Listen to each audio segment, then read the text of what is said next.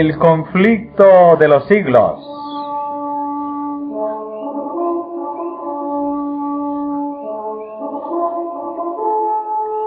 Capítulo 13.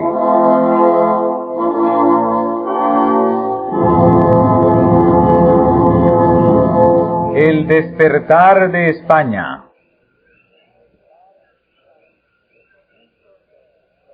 Los comienzos del siglo XVI coinciden con el periodo heroico de la historia de España, el periodo de la victoria final sobre los moros y de la romántica conquista de un nuevo mundo, periodo en que el entusiasmo religioso y militar elevó el carácter nacional de un modo extraordinario. Tanto en la guerra como en la diplomacia y en el arte de gobernar, se reconocía y temía la preeminencia de los españoles. A fines del siglo XV, Colón había descubierto y reunido a la corona de España territorios dilatadísimos y fabulosamente ricos. En los primeros años del siglo XVI fue cuando el primer europeo vio el Océano Pacífico. Y mientras se colocaba en Aquisgrán la corona de Carlomagno y Barbarroja sobre la cabeza de Carlos V, Magallanes llevaba a cabo el gran viaje que había de tener por resultado la circunnavegación del globo, y Cortés hallábase empeñado en la ardua conquista de México. 20 años después, Pizarro había llevado a feliz término la conquista del Perú.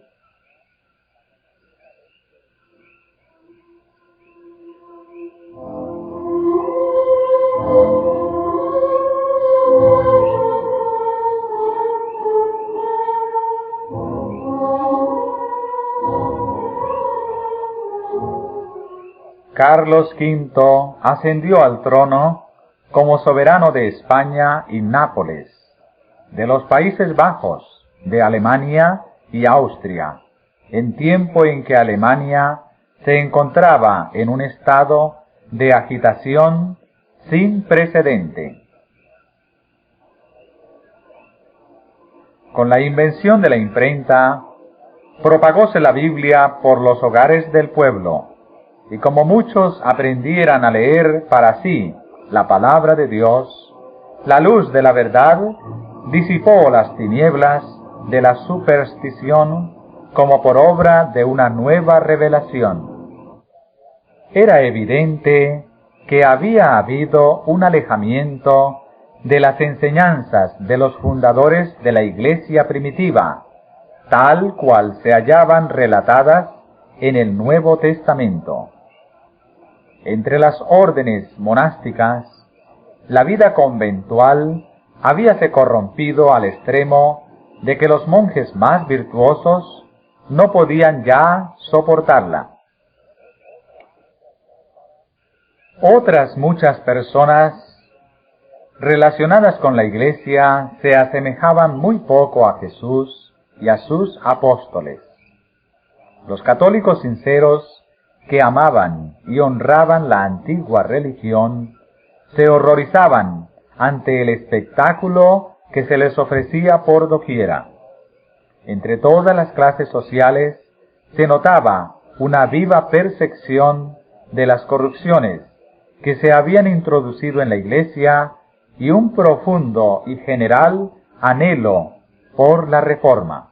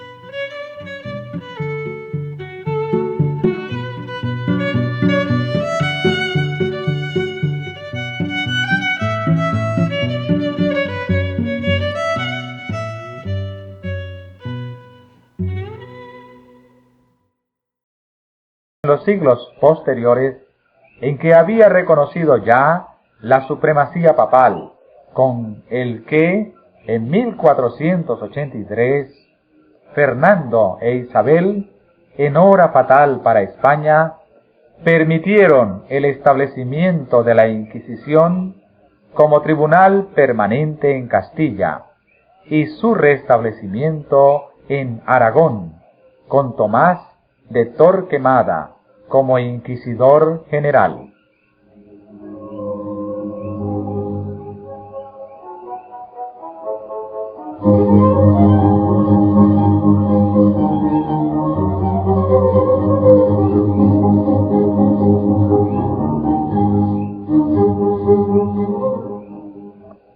Durante el reinado de Carlos V, la represión de las libertades del pueblo, que ya había ido tan lejos en tiempos de su abuelo, y que su hijo iba a reducir a sistema, siguió desenfrenadamente, no obstante las apelaciones de las Cortes. Todas las artes de su famoso ministro, el cardenal Ximénez, fueron requeridas para impedir un rompimiento manifiesto. Al principio del reinado del monarca, 1520, las ciudades de Castilla se vieron impulsadas a sublevarse para conservar sus antiguas libertades. Sólo a duras penas logró sofocarse la insurrección, 1521. La política de este soberano consistía, como había consistido la de su abuelo Fernando, en oponerse al espíritu de toda una época, considerando tanto las almas como los cuerpos de las muchedumbres como propiedad personal de un individuo. Como lo ha dicho un historiador, el soberbio imperio de Carlos V levantóse sobre la tumba de la libertad.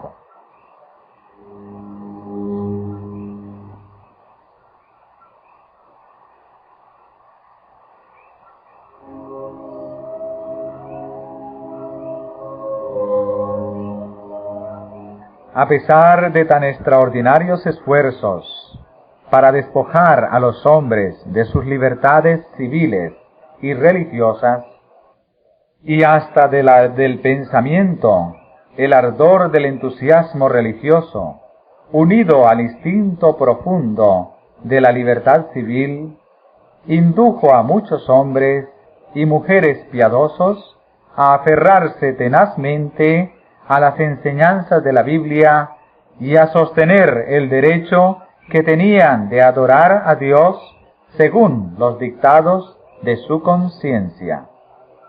De aquí que por España se propagase un movimiento análogo al de la revolución religiosa que se desarrollaba en otros países.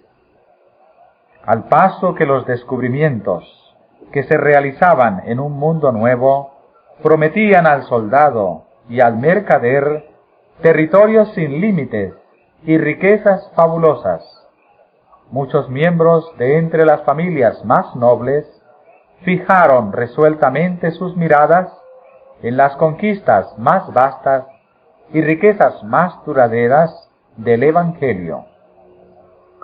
Las enseñanzas de las Sagradas Escrituras estaban abriéndose paso silenciosamente en los corazones de hombres como el erudito Alfonso de Valdés, secretario de Carlos V, su hermano Juan de Valdés, secretario del virrey de Nápoles, y el elocuente Constantino Ponce de la Fuente, capellán y confesor de Carlos V, de quien Felipe II dijo que era muy gran filósofo y profundo teólogo, y de los más señalados hombres en el púlpito y elocuencia que ha habido de tiempos acá.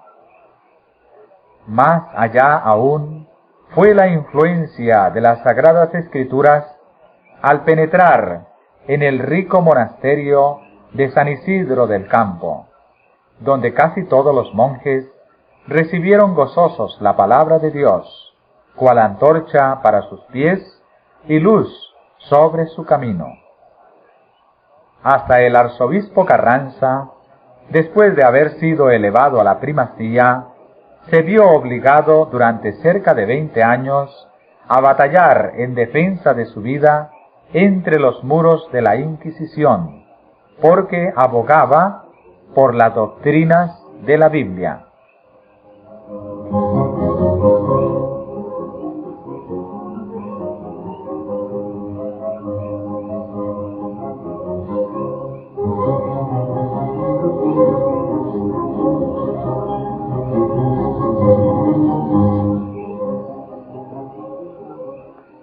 Ya en 1519 empezaron a aparecer en forma de pequeños folletos en latín los escritos de los reformadores de otros países, a los que siguieron meses después obras de mayor aliento, escritas casi todas en castellano.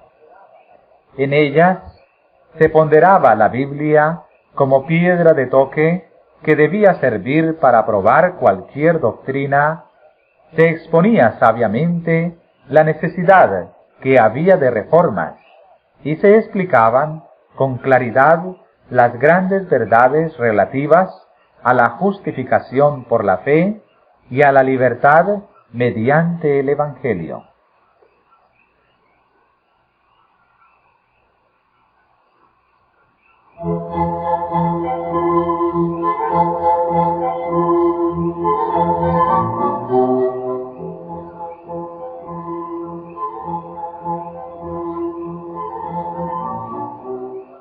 La primera, la más noble, la más sublime de todas las obras, enseñaban los reformadores, es la fe en Jesucristo. De esta obra deben proceder todas las obras. Un cristiano que tiene fe en Dios lo hace todo con libertad y con gozo, mientras que el hombre que no está con Dios vive lleno de cuidados y sujeto siempre a servidumbre. Este se pregunta a sí mismo con angustia, ¿cuántas obras buenas tendrá que hacer? Corre acá y acullá, pregunta a este y a aquel. No encuentra la paz en parte alguna, y todo lo ejecuta con disgusto y con temor. La fe viene únicamente de Jesucristo y nos es prometida y dada gratuitamente. Oh hombre, represéntate a Cristo y considera cómo Dios te muestra en Él su misericordia, sin ningún mérito de tu parte. Saca de esta imagen de su gracia la fe y la certidumbre de que todos tus pecados te están perdonados. Esto no lo pueden producir las obras. De la sangre de las llagas, de la misma muerte de Cristo, es de donde emana esa fe que brota en el corazón.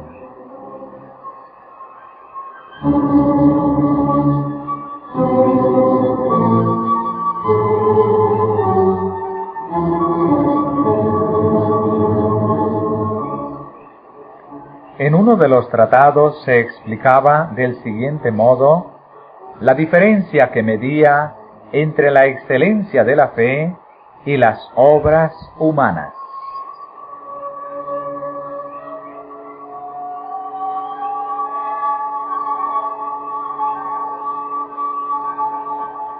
Dios dijo: quien creyere y fuere bautizado será salvo.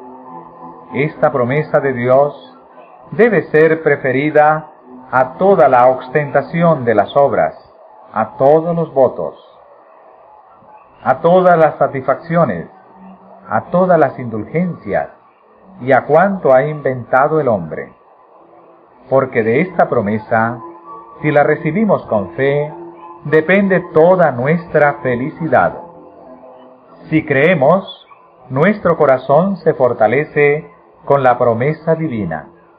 y aunque el fiel quedase despojado de todo, esta promesa en que cree le sostendría.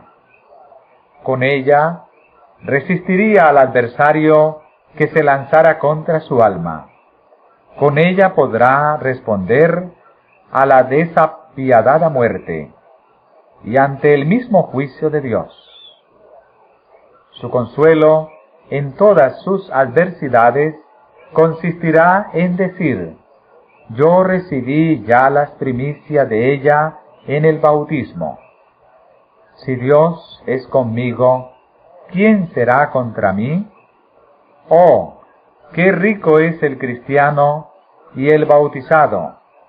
Nada puede perderle a no ser que se niegue a creer.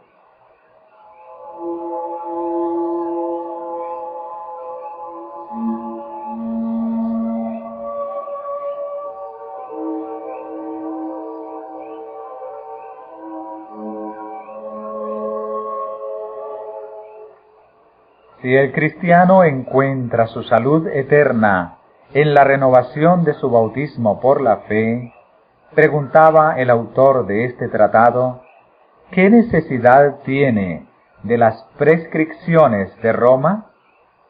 Declaro pues, añadía, que ni el Papa, ni el obispo, ni cualquier hombre que sea, tiene derecho de imponer lo más mínimo a un cristiano sin su consentimiento. Todo lo que no se hace así, se hace tiránicamente. Somos libres con respecto a todos. Dios aprecia todas las cosas según la fe, y acontece a menudo que el simple trabajo de un criado o de una criada es más grato a Dios que los ayunos y obras de un fraile, por faltarle a éste la fe. El pueblo cristiano es el verdadero pueblo de Dios.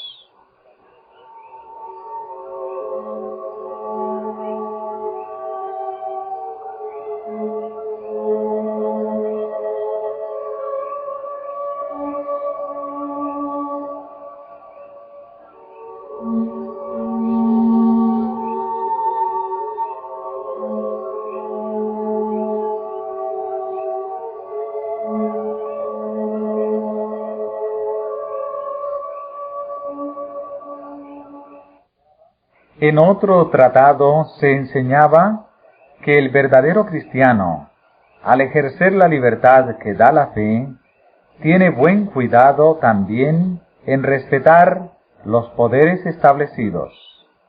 El amor a sus semejantes le induce a portarse de un modo circunspecto y a ser leal a los que gobiernan el país. Aunque el cristiano sea libre, se hace voluntariamente siervo para obrar con sus hermanos como Dios obró con él mismo por Jesucristo. Yo quiero, dice el autor, servir libre, gozosa y desinteresadamente a un Padre que me ha dado toda la abundancia de sus bienes. Quiero obrar hacia mis hermanos, así como Cristo obró hacia mí.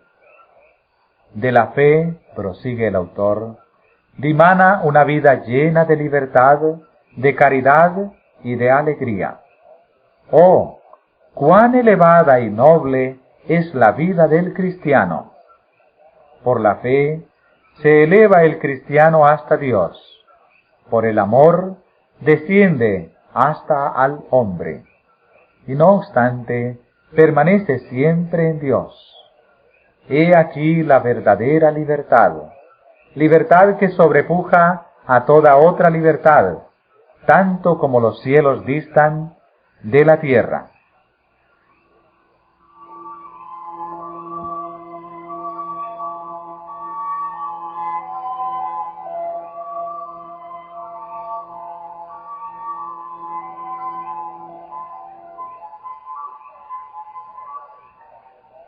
Estas exposiciones de la libertad del Evangelio no podían dejar de llamar la atención en un país donde el amor a la libertad era tan arraigado.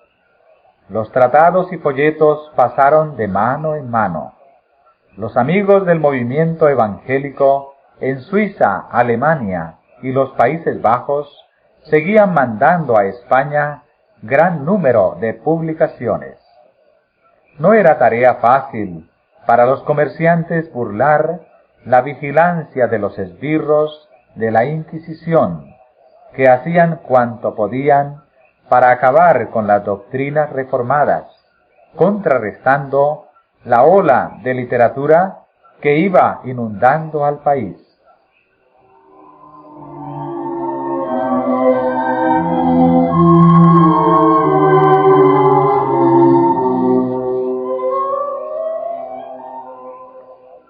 No obstante, los amigos de la causa perseveraron, hasta que muchos miles de tratados y de libritos fueron introducidos de contrabando, burlando la vigilancia de los agentes apostados en los principales puertos del Mediterráneo y a lo largo de los pasos del Pirineo. A veces se metían estas publicaciones dentro de fardos de heno o de yute, cáñamo de las Indias, o en barriles de vino de Borgoña o de Champaña. A veces iban empaquetadas en un barril interior impermeable dentro de otro barril más grande lleno de vino. Año tras año, durante la mayor parte del siglo XVI, hiciéronse esfuerzos constantes para abastecer al pueblo con testamentos y Biblias en castellano y con los escritos de los reformadores. Era una época en que la palabra impresa había tomado un vuelo que la llevaba, como el viento lleva las semillas, hasta los países más remotos.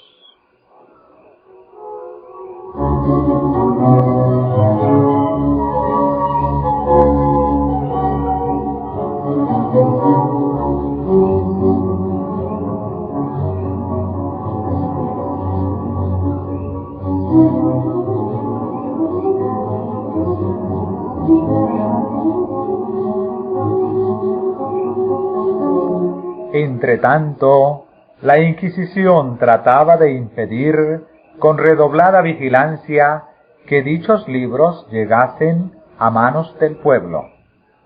Los dueños de librerías tuvieron que entregarle tantos libros que casi se arruinaban.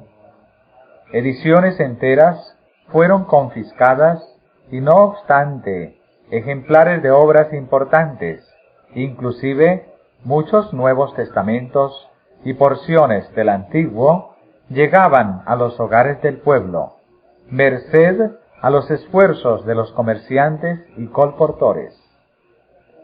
Esto sucedía así, especialmente en las provincias del norte, en Cataluña, Aragón y Castilla la Vieja, donde los valdenses habían sembrado pacientemente la semilla que empezaba a brotar y que prometía abundante cosecha.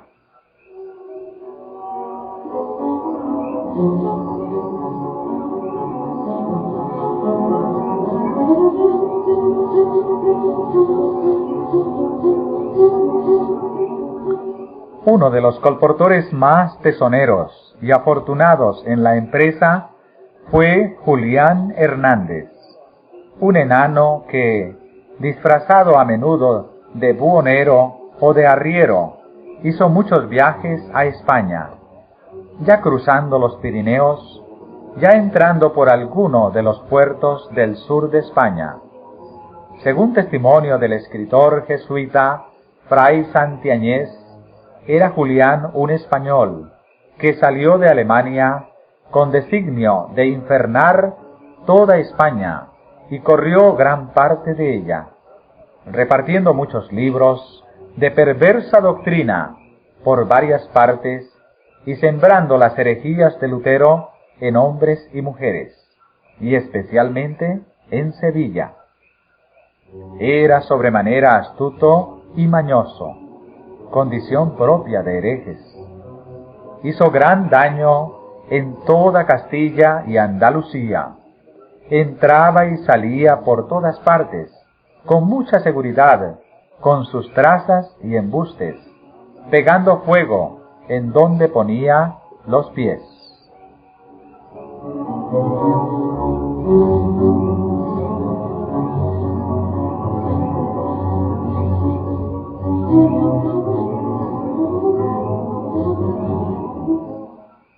Mientras la difusión de impresos daba a conocer en España las doctrinas reformadas, debido a la extensión del gobierno de Carlos V sobre Alemania y los Países Bajos, se estrechaban más las relaciones de España con estos países, proporcionando a los españoles, tanto seglares como eclesiásticos, una buena oportunidad para informarse acerca de las doctrinas protestantes, y no pocos les dieron favorable acogida.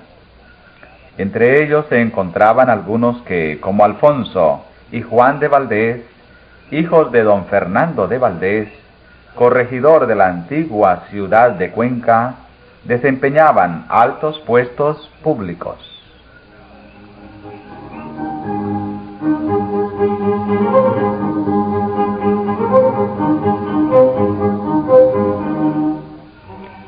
Alfonso de Valdés, que como secretario imperial acompañó a Carlos V con motivo de su coronación en 1520 y a la Dieta de Worms en 1521, aprovechó su viaje a Alemania y a los Países Bajos para informarse bien respecto al origen y a la propagación del movimiento evangélico, y escribió 2 cartas a sus amigos de España, haciendo un relato completo de cuanto había oído, incluso un informe detallado de la comparecencia de Lutero ante la Dieta. Unos 10 años después estuvo con Carlos V en la Dieta de Augsburgo, donde tuvo oportunidad para conversar libremente con Melanchthon, a quien aseguró que su influencia había contribuido a librar el ánimo del emperador de falsas impresiones, y que en una entrevista posterior se le había encargado dijera a Melanchthon que su majestad deseaba que éste escribiera un compendio claro de las opiniones de los luteranos, poniéndolas en oposición, artículo por artículo, con las de sus adversarios. El reformador accedió gustoso al pedido, y el resultado de su labor fue comunicado por Valdés a Campeggio, legado del Papa. Este acto no se le escapó al ojo vigilante de la Inquisición. Luego que Valdés regresó a su país natal, se le acusó ante el Santo Oficio y fue condenado como sospechoso de luteranismo.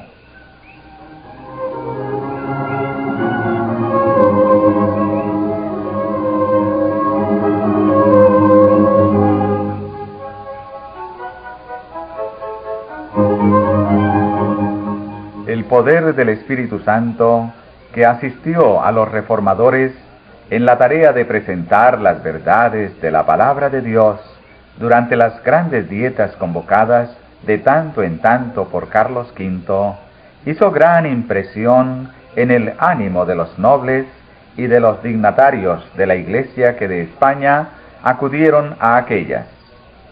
Por más que a algunos de estos, como el arzobispo Carranza, se les contase durante muchos años entre los más decididos partidarios del catolicismo romano, con todo, no pocos se dieron al fin a la convicción de que era verdaderamente Dios quien dirigía y enseñaba a aquellos intrépidos defensores de la verdad que, con la Biblia, abogaban por el retorno al cristianismo primitivo y a la libertad del Evangelio.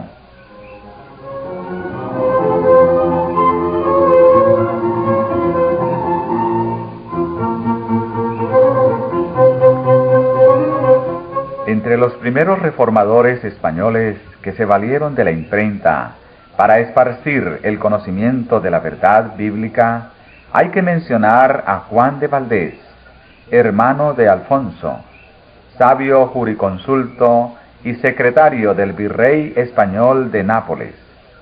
Sus obras se caracterizaban por un amor a la libertad digno del más alto encarecimiento. Escritas con gran maestría y agudeza, en estilo ameno y con pensamientos muy originales, contribuyeron grandemente a echar los cimientos del protestantismo en España.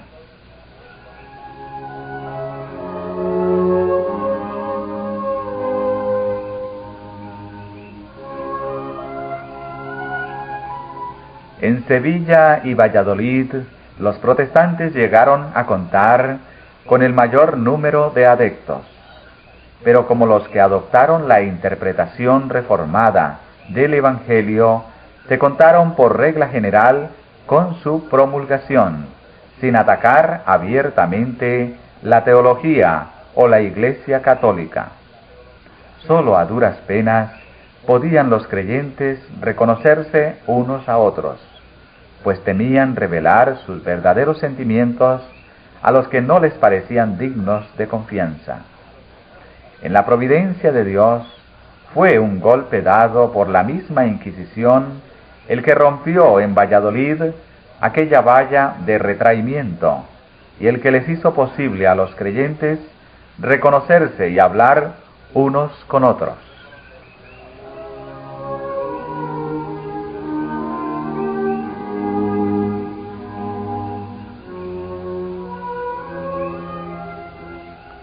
Francisco San Román, natural de Burgos e hijo del alcalde mayor de Briviesca, en el curso de sus viajes comerciales, tuvo oportunidad de visitar a Bremen, donde oyó predicar las doctrinas evangélicas.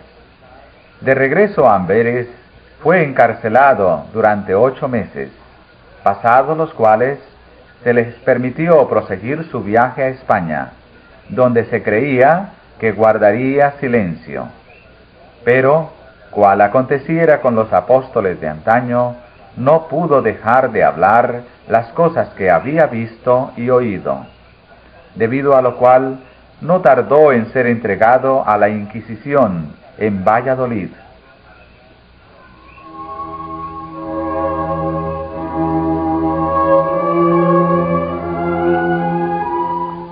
Corto fue su proceso. Confesó abiertamente su fe en las principales doctrinas de la Reforma, es a saber, que nadie se salva por sus propias obras, méritos o fuerzas, sino únicamente debido a la gracia de Dios, mediante el sacrificio de un solo medianero. Ni con súplicas, ni con torturas, pudo inducírsele a que se retractara. Se le sentenció, pues, a la hoguera, y sufrió el martirio en un notable auto de fe, en 1544.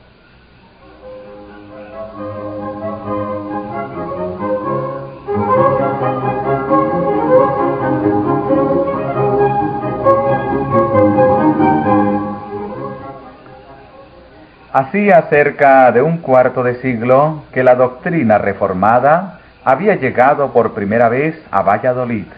Empero, durante dicho periodo, sus discípulos se habían contentado con guardarla en sus corazones o hablar de ella con la mayor cautela a sus amigos de confianza.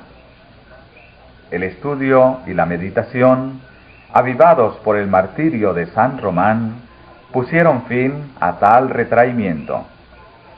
Expresiones de simpatía por su suerte o de admiración por sus opiniones dieron lugar a conversaciones, en cuyo curso los que favorecían la nueva fe, como se la llamaba, pudieron fácilmente reconocerse unos a otros.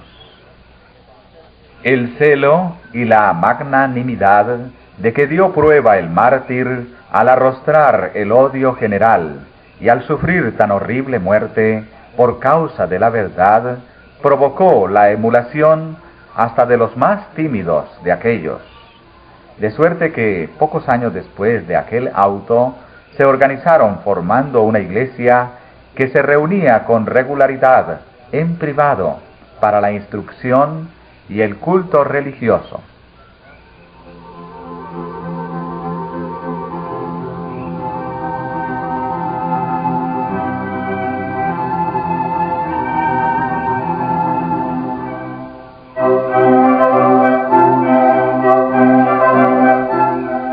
Esta iglesia, cuyo desarrollo fue fomentado por los esfuerzos de la Inquisición, tuvo por primer pastor a Domingo de Rojas. Su padre fue don Juan, primer marqués de Poza. Su madre fue hija del conde de Salinas y descendía de la familia del marqués de la Mota. Además de los libros de los reformadores alemanes con los que estaba familiarizado, propagó ciertos escritos suyos, y particularmente un tratado con el título de Explicación de los Artículos de Fe, que contenía una corta exposición y defensa de las nuevas opiniones.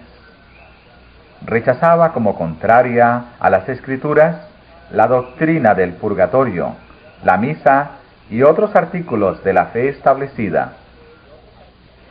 Merced a sus exhortaciones llenas de celo, muchos fueron inducidos a unirse a la iglesia reformada de Valladolid, entre los que se contaban varios miembros de la familia del mismo Rojas, como también de la del marqués de Alcañices y de otras familias nobles de Castilla. Después de algunos años de servicio en la buena causa, Rojas sufrió el martirio de la hoguera.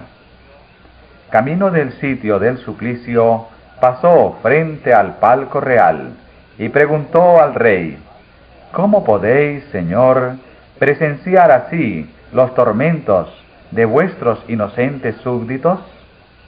Salvadnos de muerte tan cruel. No, replicó Felipe, yo mismo llevaría la leña para quemar a mi propio hijo, si fuese un miserable como tú.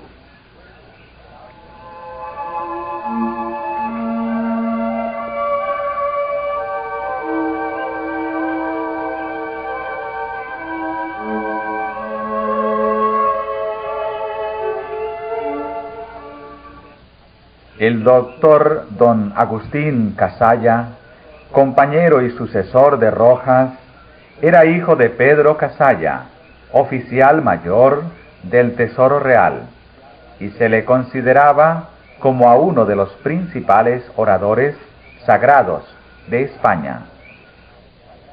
En 1545 fue nombrado capellán del emperador, a quien acompañó el año siguiente a Alemania, y ante quien predicó ocasionalmente años después, cuando Carlos V se hubo retirado al convento de Yuste. De 1555 a 1559 tuvo Casalla oportunidad para pasar larga temporada en Valladolid, de donde era natural su madre, en cuya casa solía reunirse secretamente para el culto de la Iglesia protestante. No pudo resistir a las repetidas súplicas con que se le instó para que se hiciera cargo de los intereses espirituales de ésta, la cual, favorecida con el talento y la nombradía del nuevo pastor, creció rápidamente en número y respetabilidad.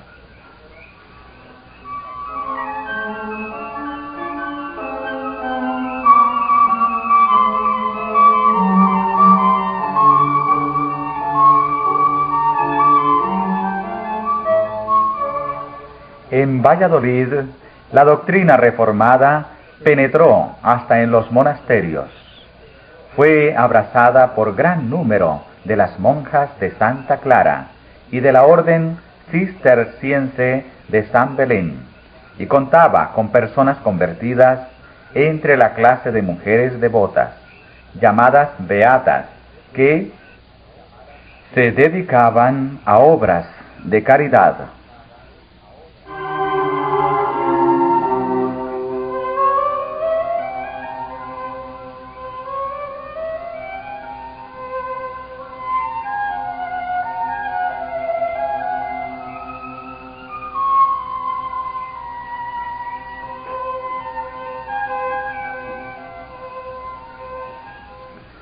Las doctrinas protestantes se esparcieron por todas partes alrededor de Valladolid, habiendo convertidos en casi todas las ciudades y en muchos de los pueblos del antiguo Reino de León.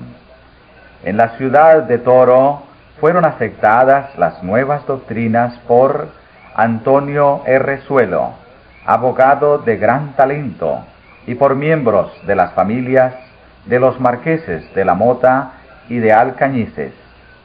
En la ciudad de Zamora, don Cristóbal de Padilla era cabeza de los protestantes. De estos los habían también en Castilla la Vieja, en Logroño, en la Raya de Navarra, en Toledo y en las provincias de Granada, Murcia, Valencia y Aragón. Formaron agrupaciones en Zaragoza, Huesca, Barbastro y en otras muchas ciudades.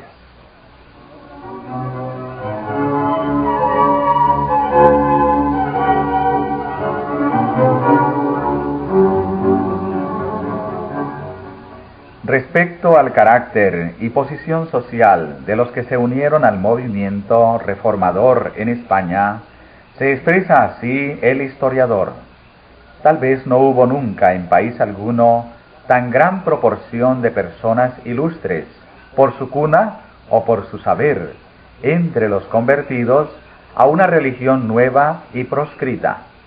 Esta circunstancia ayuda a explicar el hecho singular de que un grupo de disidentes, que no bajaría de 2000 personas, diseminadas en tan vasto país y débilmente relacionadas unas con otras, hubiesen logrado comunicar sus ideas y tener sus reuniones privadas durante cierto número de años, sin ser descubierto por un tribunal tan celoso como lo fue el de la Inquisición.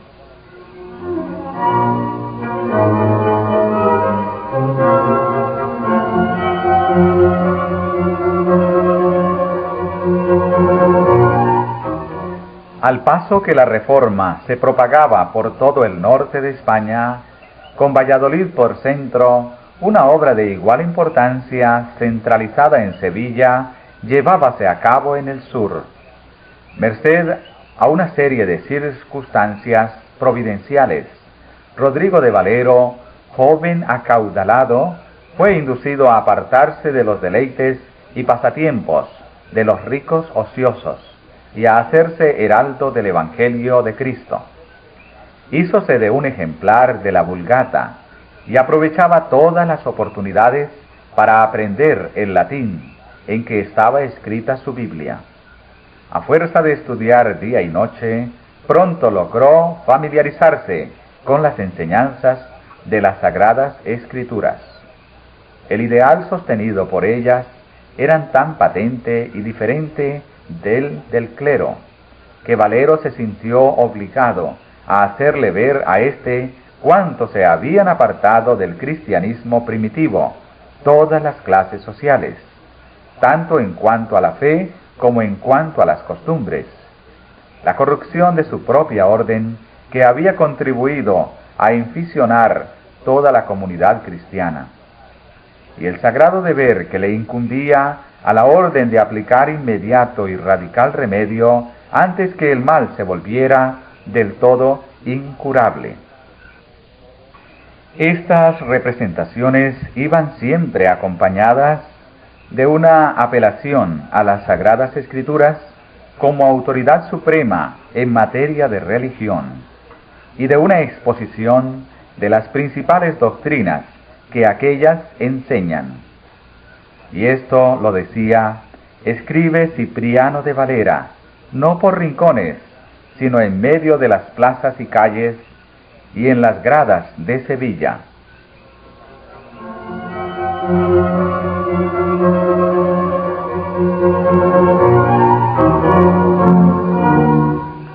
El más distinguido entre los conversos de Rodrigo de Valero fue el doctor Egidio Juan Gil, canónigo mayor de la corte eclesiástica de Sevilla, quien, no obstante su extraordinario saber, no logró por muchos años alcanzar popularidad como predicador.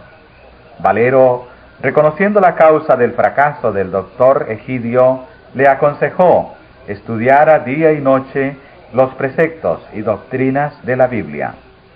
Y la frialdad impotente con que había solido predicar fue sustituida con poderosos llamamientos a la conciencia y tiernas pláticas dirigidas a los corazones de sus oyentes. Despertóse la atención de estos, que llegaron a la íntima convicción de la necesidad y ventaja de aquella salvación revelada por el Evangelio. De este modo, los oyentes fueron preparados para recibir las nuevas doctrinas de la verdad que les presentara el predicador, tales cuales a él mismo le eran reveladas, y con la precaución que parecía aconsejar y requerir tanto la debilidad del pueblo como la peligrosa situación del predicador.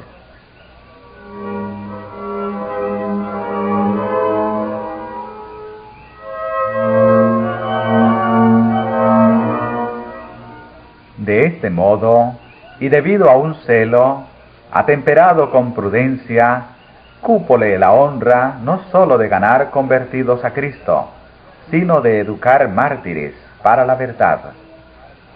Entre las demás dotes celestiales de aquel santo varón, decía uno de sus discípulos, era verdaderamente de admirar el que a todos aquellos cuya instrucción religiosa tomaba sobre sí, parecía que en su misma doctrina les aplicaba al alma una tea de un fuego santo, inflamándolos con ella para todos los ejercicios piadosos, así internos como externos, y encendiéndolos particularmente para sufrir y aún amar la cruz que les amenazaba.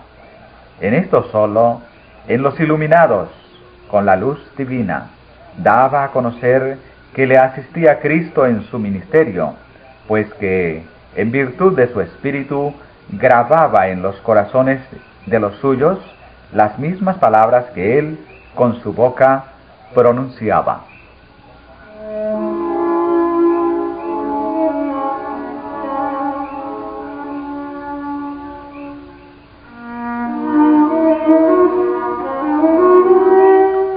El doctor Egidio contaba entre sus convertidos al doctor Vargas, como también al doctor Constantino Ponce de la Fuente, hombre de talento poco común, que había predicado durante muchos años en la Catedral de Sevilla, y a quien en 1539, con motivo de la muerte de la emperatriz, se había elegido para pronunciar la oración fúnebre.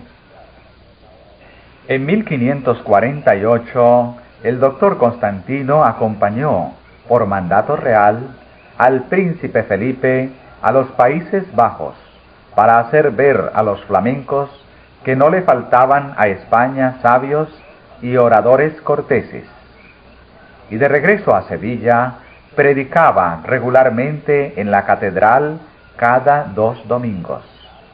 Cuando él tenía que predicar, y predicaba por lo común a las 8, era tanta la concurrencia del pueblo que a las 4, muchas veces aún a las 3 de la madrugada, apenas se encontraba en el templo sitio cómodo para oírle.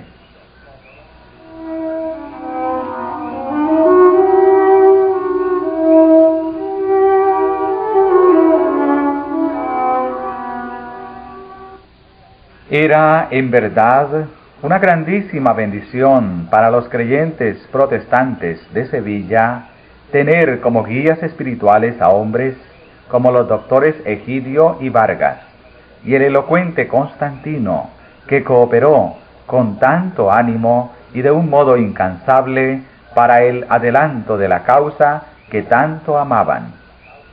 Asiduamente ocupados en el desempeño de sus deberes profesionales, durante el día, se reunían de noche con los amigos de la doctrina reformada, unas veces en una casa particular, otras veces en otra. El pequeño grupo de Sevilla creció insensiblemente y llegó a ser el tronco principal del que se tomaran ramas para plantarlas en la campiña vecina.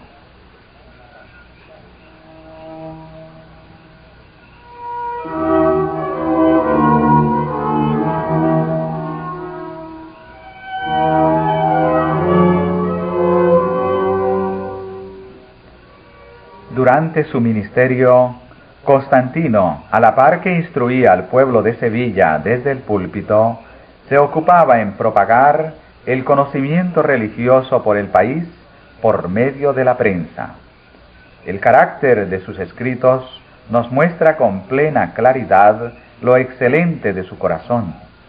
Eran aquellos adecuados a las necesidades espirituales de sus paisanos, pero no calculados para lucir sus talentos o para ganar fama entre los sabios. Fueron escritos en su idioma patrio, en estilo al alcance de las inteligencias menos desarrolladas.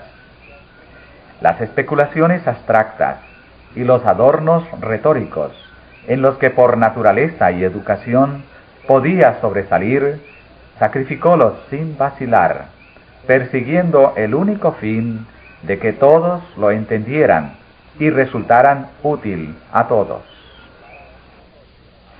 Es un hecho histórico, singular y por demás significativo que cuando Carlos V, cansado de la lucha contra la propagación del protestantismo, lucha en que había pasado casi toda su vida, había abdicado al trono y se había retirado a un convento en busca de descanso, fue uno de los libros del doctor Constantino, su Suma de Doctrina Cristiana, la que el rey escogió como una de las 30 obras favoritas, que constituían aproximadamente toda su biblioteca.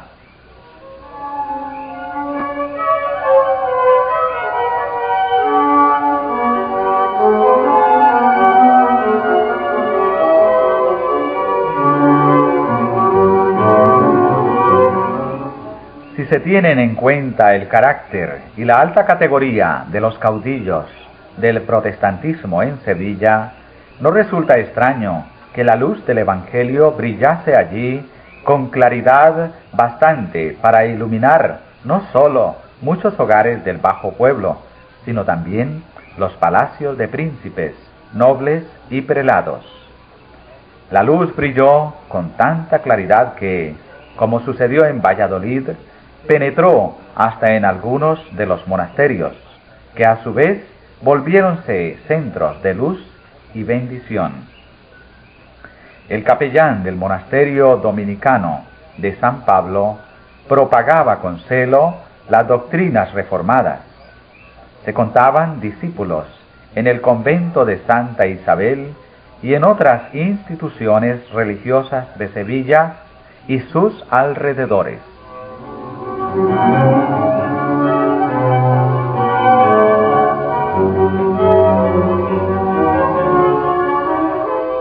Empero fue en el convento jeronimiano de San Isidro del Campo uno de los más célebres monasterios de España, situado a unos 2 kilómetros de Sevilla, donde la luz de la verdad divina brilló con más fulgor.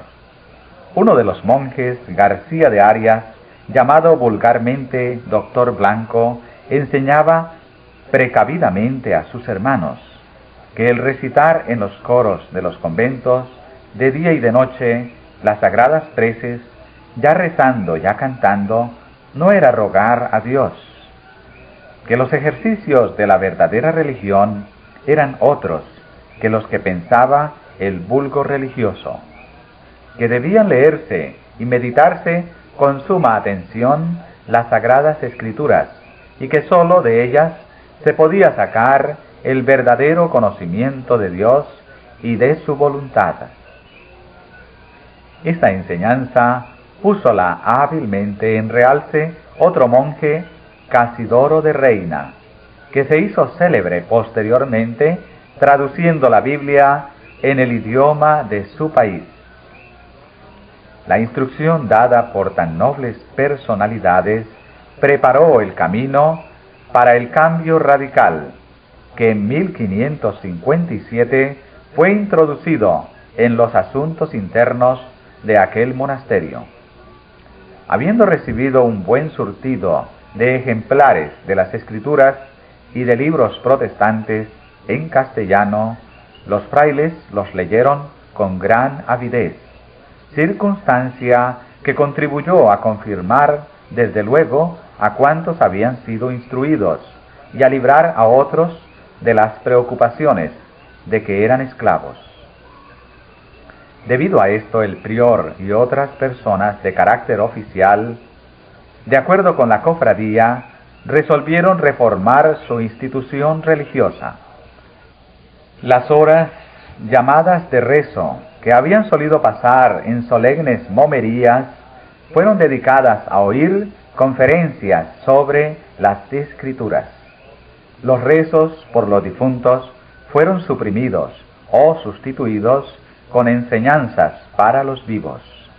Se suprimieron por completo las indulgencias y las dispensas papales, que constituyeran lucrativo monopolio. Se dejaron subsistir las imágenes, pero ya no se las reverenciaba. La temperancia habitual sustituyó a los ayunos supersticiosos, y a los novicios se les instruía en los principios de la verdadera piedad, en lugar de iniciarlos en los hábitos ociosos y degradantes del monaquismo. Del sistema antiguo no quedaba más que el hábito monacal y la ceremonia exterior de la misa, que no podían abandonar sin exponerse a inevitable e inminente peligro.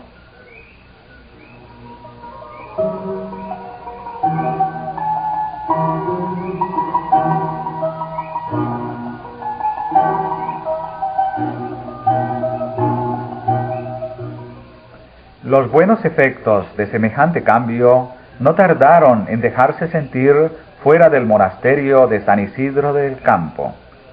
Por medio de sus pláticas y de la circulación de libros, aquellos diligentes monjes difundieron el conocimiento de la verdad por las comarcas vecinas y la dieron a conocer a muchos que vivían en ciudades bastante distantes de Sevilla.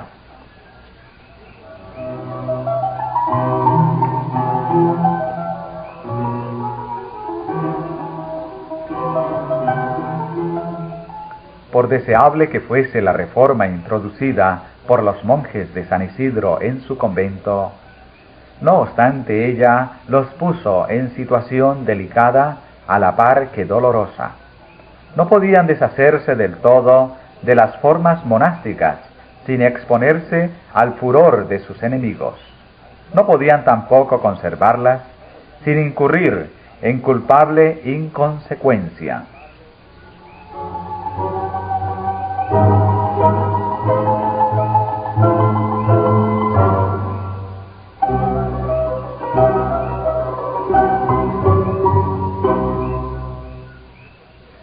Todo bien pensado, resolvieron que no sería acuerdo tratar de fugarse del convento, y que lo único que podían hacer era quedarse donde estaban y encomendarse a lo que dispusiera una providencia omnipotente y bondadosa.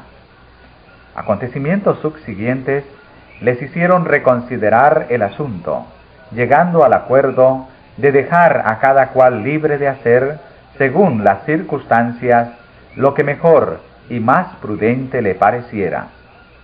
Consecuentemente, 12 de entre ellos abandonaron el monasterio y por diferentes caminos lograron ponerse a salvo fuera de España, y a los 12 meses se reunieron en Ginebra.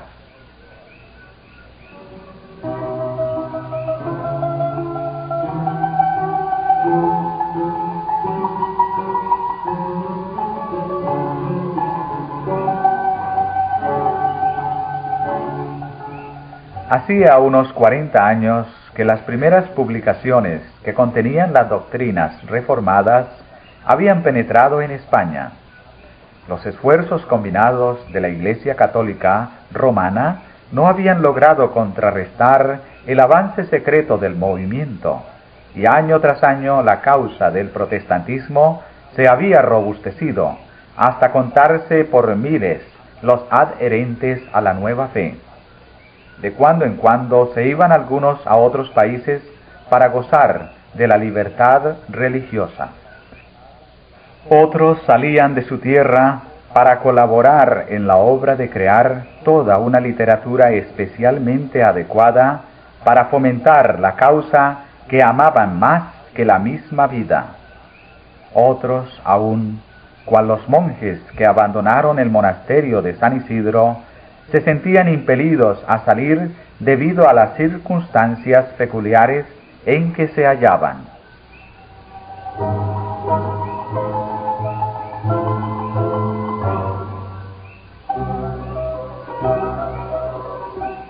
La desaparición de estos creyentes, muchos de los cuales se habían destacado en la vida política y religiosa, había despertado desde hacía mucho tiempo las sospechas de la Inquisición, y andando el tiempo, algunos de los ausentes fueron descubiertos en el extranjero, desde donde se afanaban por fomentar la causa protestante en España. Esto indujo a creer que había muchos protestantes en España, empero los creyentes habían sido tan discretos que ninguno de los familiares de la Inquisición podía ni siquiera fijar el paradero de ellos.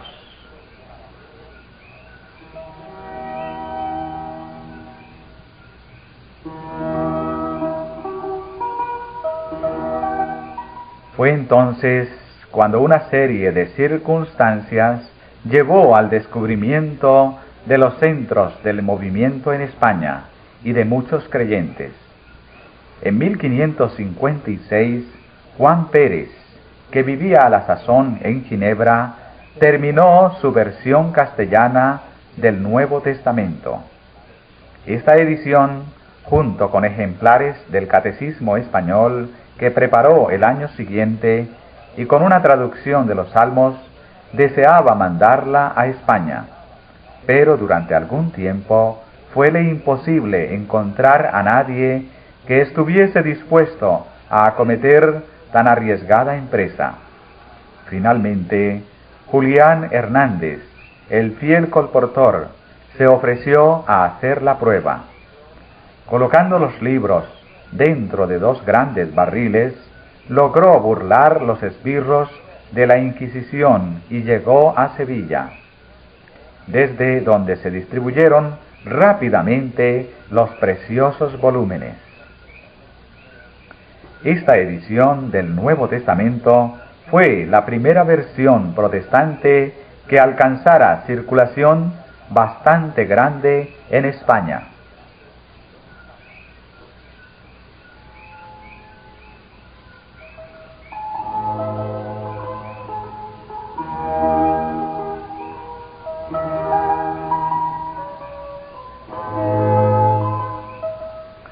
Durante su viaje, Hernández había dado un ejemplar del Nuevo Testamento a un herrero en Flandes.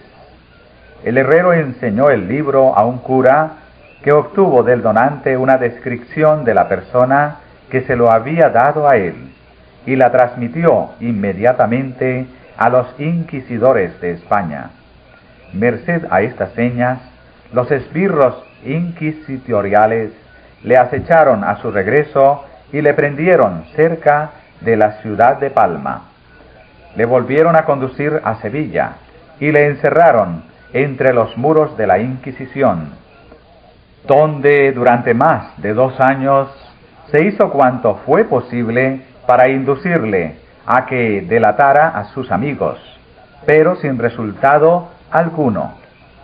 Fiel hasta el fin, sufrió valientemente el martirio de la hoguera, gozoso de haber sido honrado con el privilegio de introducir la luz de la verdad divina en su descarriado país. y seguro de que el día del juicio final, al comparecer ante su Hacedor, oiría las palabras de aprobación divina que le permitirían vivir para siempre con su Señor.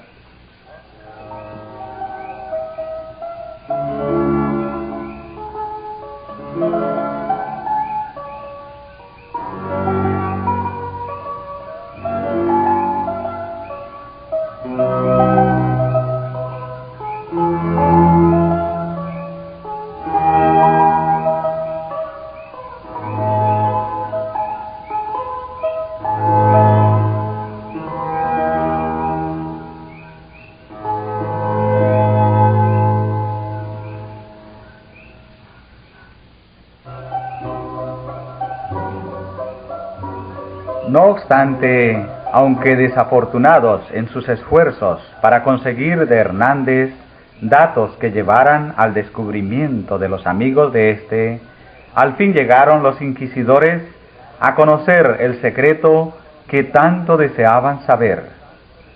Por aquel mismo entonces, uno de sus agentes secretos consiguió informes análogos referentes a la iglesia de Valladolid.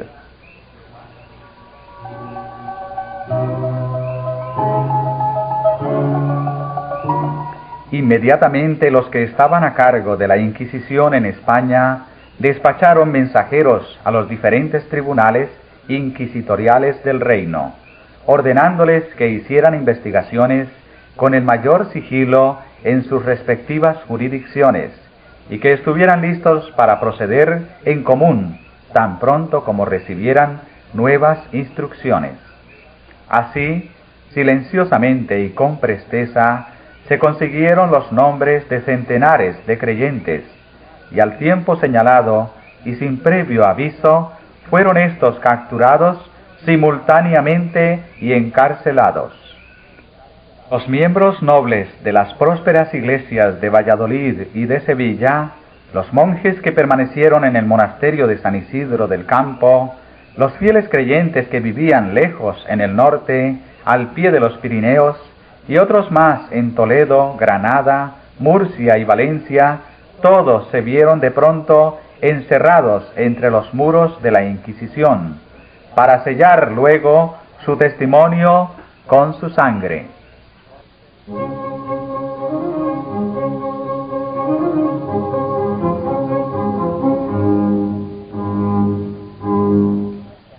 Las personas convictas del luteranismo eran tan numerosas que alcanzaron a abastecer con víctimas 4 grandes y tétricos autos de fe en el curso de los 2 años subsiguientes. 2 se celebraron en Valladolid en 1559, uno en Sevilla el mismo año y otro el 22 de diciembre de 1560.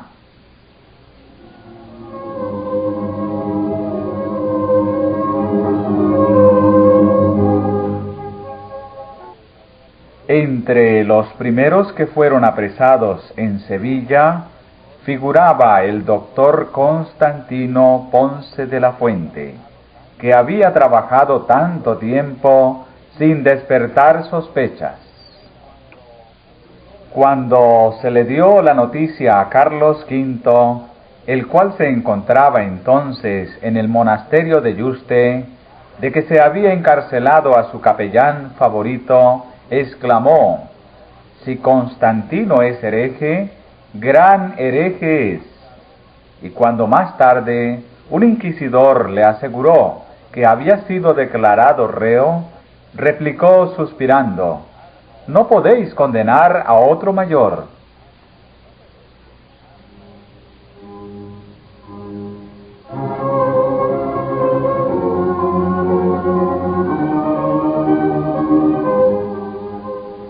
No obstante, no fue fácil probar la culpabilidad de Constantino. En efecto, parecían ser incapaces los inquisidores de probar los cargos levantados contra él, cuando por casualidad encontraron, entre otros muchos, un gran libro, escrito todo de puño y letra del mismo Constantino, en el cual abiertamente y como si escribiese para sí mismo, trataba en particular de estos capítulos, según los mismos inquisidores declararon en su sentencia, publicada después en el cadalso, a saber, del estado de la Iglesia, de la verdadera Iglesia y de la Iglesia del Papa, a quien llamaba Anticristo, del sacramento de la Eucaristía y del invento de la misa, acerca de todo lo cual, afirmaba él, estaba el mundo fascinado a causa de la ignorancia de las Sagradas Escrituras, de la justificación del hombre, del purgatorio, al que llamaba cabeza de lobo e invento de los frailes en pro de su gula, de las bulas e indulgencias papales, de los méritos de los hombres, de la confesión. Al enseñársele el volumen a Constantino, éste dijo: reconozco mi letra, y así confieso haber escrito todo esto, y declaro ingenuamente ser todo verdad. Ni tenéis ya que cansaros en buscar contra mí otros testimonios. Tenéis aquí ya una confesión clara y explícita de mi creencia. Obrad pues, y haced de mí lo que queráis.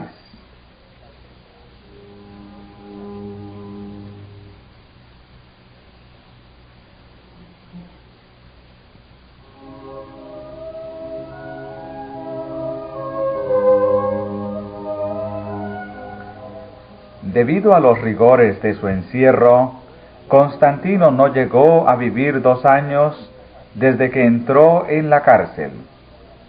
Hasta sus últimos momentos se mantuvo fiel a la fe protestante y conservó su serena confianza en Dios.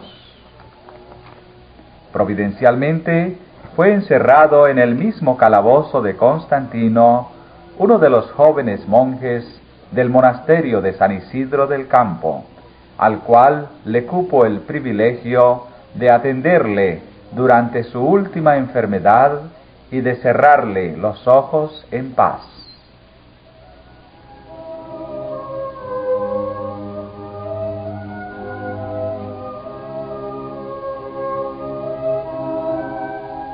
El doctor Constantino no fue el único amigo y capellán del emperador que sufriera a causa de sus relaciones con la causa protestante. El doctor Agustín Casalla, tenido durante muchos años por uno de los mejores oradores sagrados de España y que había oficiado a menudo ante la familia real, se encontraba entre los que habían sido apresados y encarcelados en Valladolid.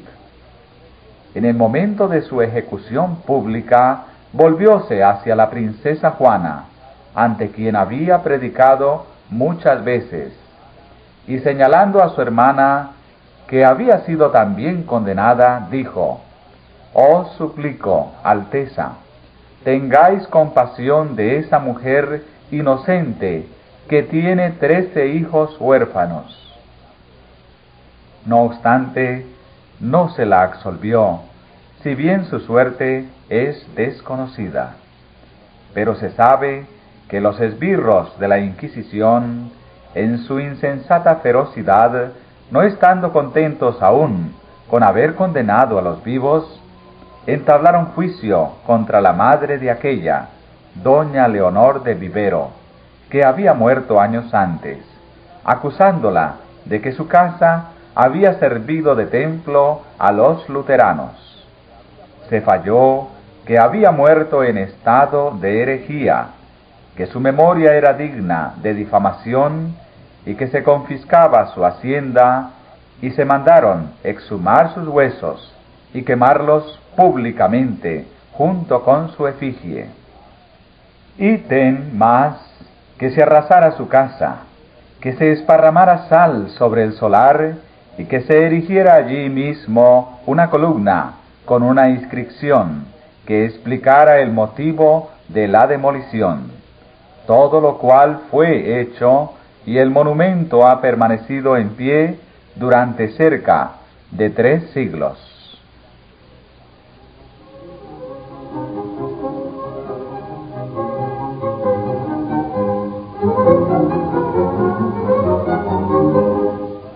Fue durante ese auto cuando la fe sublime y la constancia inquebrantable de los protestantes quedaron realzadas en el comportamiento de Antonio Errezuelo, jurisconsulto sapientísimo, y de doña Leonor de Cisneros, su mujer, dama de 24 años, discreta y virtuosa a maravilla, y de una hermosura tal que parecía fingida por el deseo.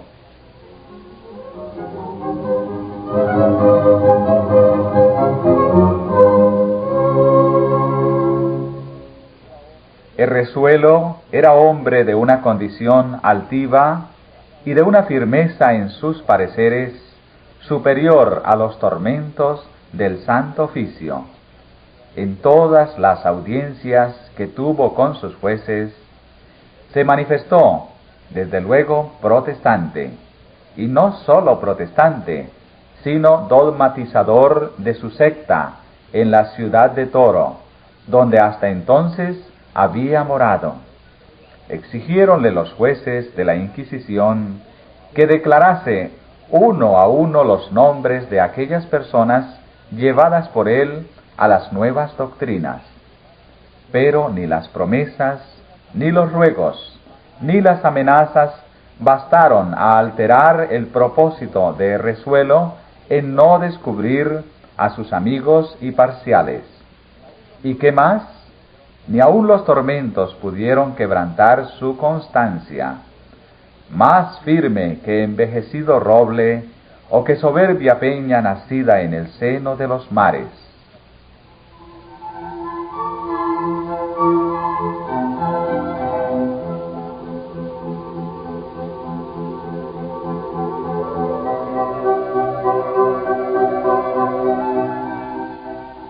Su esposa, presa también en los calabozos de la Inquisición, al fin débil como joven de 24 años, después de cerca de 2 años de encarcelamiento, cediendo al espanto de verse reducida a la estrechez de los negros paredones que formaban su cárcel, tratada como delincuente, lejos de su marido, a quien amaba aún más que a su propia vida, y temiendo todas las iras de los inquisidores, declaró haber dado franca entrada en su pecho a los errores de los herejes, manifestando al propio tiempo, con dulces lágrimas en los ojos, su arrepentimiento.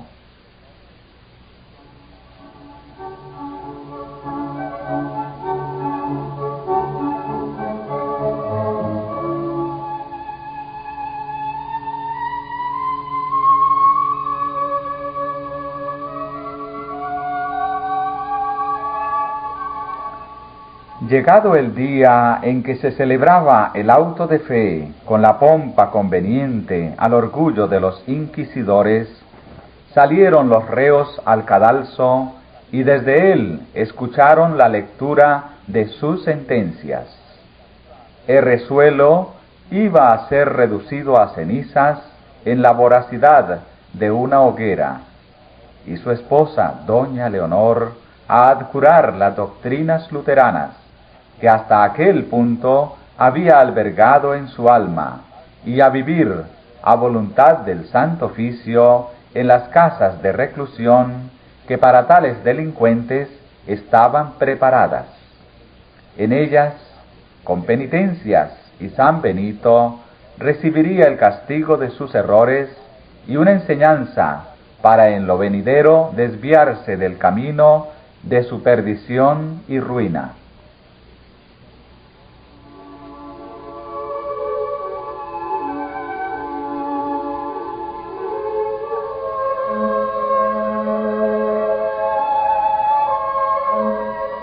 Al ir Errezuelo al cadalso, lo único que le conmovió fue el ver a su esposa en ropas de penitenta, y la mirada que echó, pues no podía hablar, al pasar cerca de ella, camino del lugar de la ejecución, parecía decir: esto sí que es difícil soportarlo.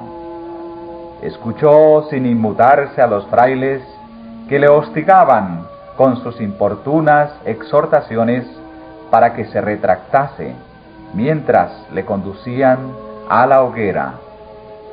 El bachiller Herrezuelo, dice Gonzalo de Illescas en su Historia Pontifical, se dejó quemar vivo, con valor sin igual. Estaba yo tan cerca de él que podía verlo por completo y observar todos sus movimientos y expresiones. No podía hablar, pues estaba amordazado, pero todo su continente revelaba que era una persona de extraordinaria resolución y fortaleza, que antes que someterse a creer con sus compañeros lo que se les exigiera, resolvió morir en las llamas. Por mucho que lo observara, no pude notar ni el más mínimo síntoma de temor o de dolor. Eso sí, se reflejaba en su semblante una tristeza cual nunca había yo visto.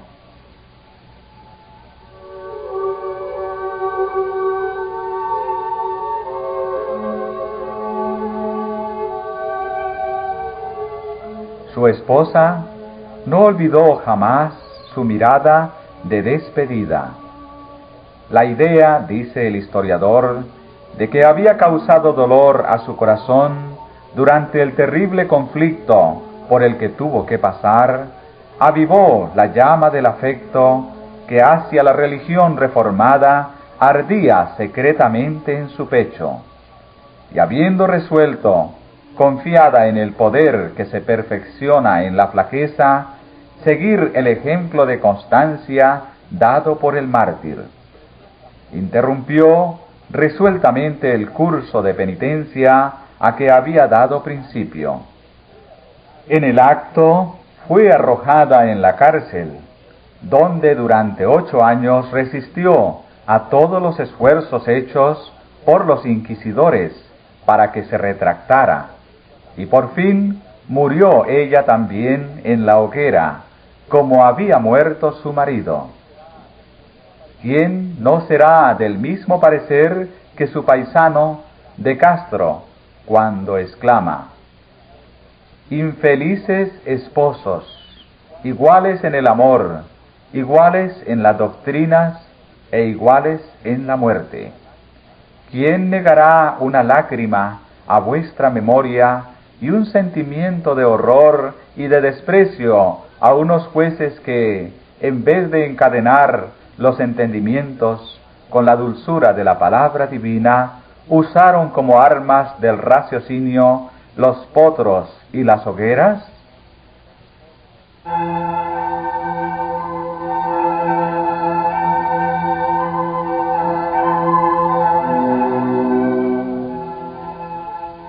Tal fue la suerte que corrieron muchos que en España se habían identificado íntimamente con la Reforma protestante en el siglo XVI. Pero de esto no debemos sacar la conclusión de que los mártires españoles sacrificaron sus vidas y derramaran su sangre en vano. Ofrecieron a Dios sacrificios de grato olor. Dejaron en favor de la verdad un testimonio que no se perdió del todo.